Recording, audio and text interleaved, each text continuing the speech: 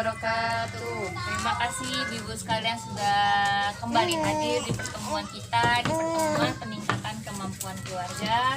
Dan kita akan kembali membahas tentang modul kesejahteraan sosial.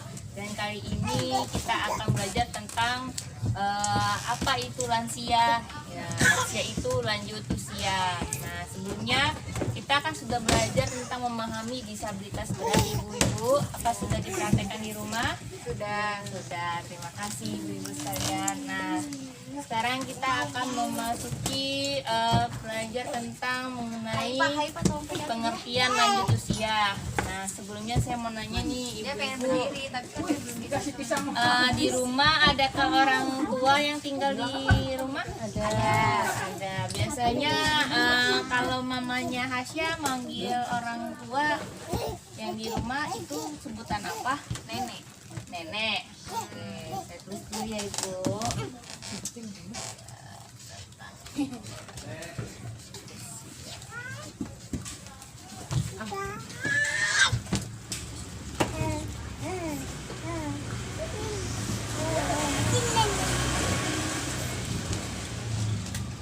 Kalau Mama Bintang biasanya orang tua yang di rumah manggil apa? Eyang. Oh, Eyang. Ya.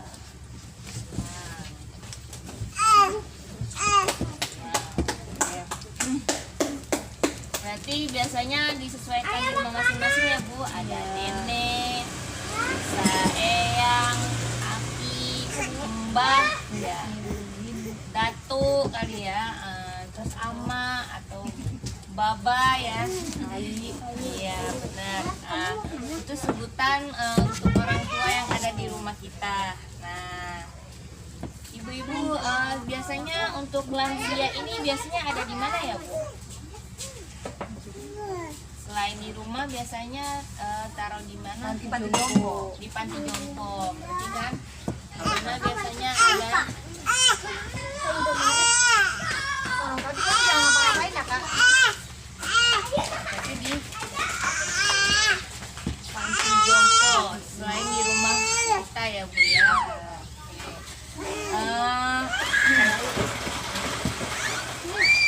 Nah, fisik atau ciri-ciri kondisi tentang lanjut usia ini apa saja Bu? Biasanya Ciri-ciri ya kondisinya apa nih? biasanya udah agak membungkuk. Ciri-cirinya bungkuk, kulitnya bungkuk, kulitnya keriput. Apalagi Bu? Rambut putih. Rambut putih. Jalannya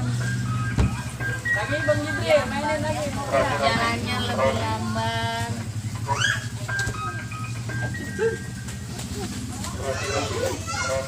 Apalagi Bu? kesehatan juga udah mulai berkurang. Kesehatannya Udah gampang sakit. ya kesehatannya gampang Drop. gampang menurun ya Bu ya. Misalnya terus apa lagi Bu kondisi lansia itu Bu? Capek. Ya Capek, gampang ngantuk,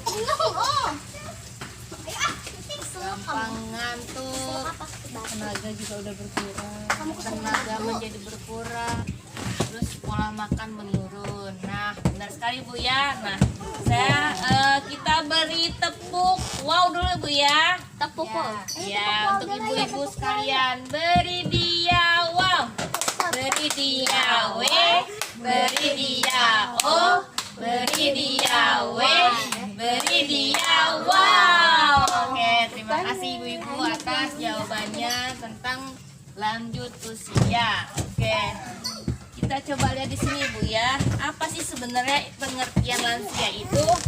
Nah, kalau menurut Organisasi Kesehatan Dunia tentang atau WHO ya Bu ya, itu batasan terhadap lanjut usia itu dalam 4 golongan Bu. Nah, mungkin ibu bingung nih berapa sih umur lansia sebenarnya? Nah, kalau WHO itu untuk lansia usia pertengahannya itu 45 sampai 59 tahun. Ada juga lanjut usia yang umur 60 sampai 74 tahun. Golongan ketiga itu lanjut usia tua 75 sampai 90 tahun. Dan yang keempat lanjut sangat tua di atas 90 tahun. Nah, kalau di Indonesia sendiri itu menurut Undang-Undang Nomor 13 tahun 1998, Ketentuan Umum Pasal 1 dalam ayat 2, lanjut usia itu adalah seseorang yang telah mencapai usia di atas 60 tahun. Nah, kalau kita di program kita, Bu, kalau untuk PKH itu usianya 70 tahun ke atas. Kalau ayat ketiga, lanjut usia potensial. Nah, maksud di sini yang potensial itu lanjut usia yang masih mampu melakukan pekerjaan dan atau kegiatan yang dapat menghasilkan barang atau jasa. Nah, biasanya sini ada juga, Bu, ya, walaupun udah tua dia masih bisa produktif ya, Bu, untuk jualan atau apa.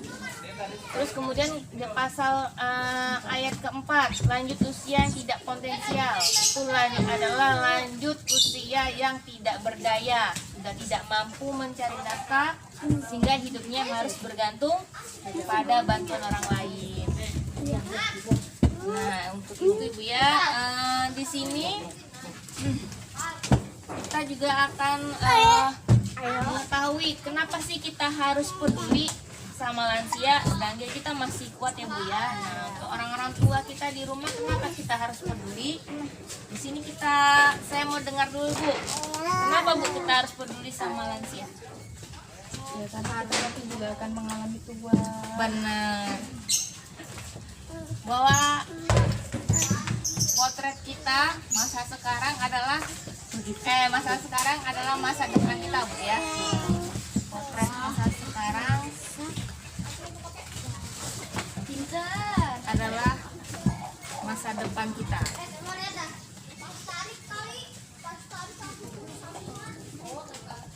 Apalagi, Bu, kenapa kita harus peduli lagi, Bu, sama lansia? Karena mereka juga sudah tidak mampu kehidupan secara Iya, sudah atau mulai bergantung sama orang lain, Bu, ya. Mulai bergantung dengan orang lain.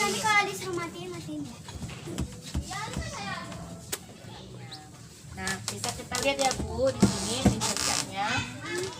Kenapa kita harus peduli sama lansia?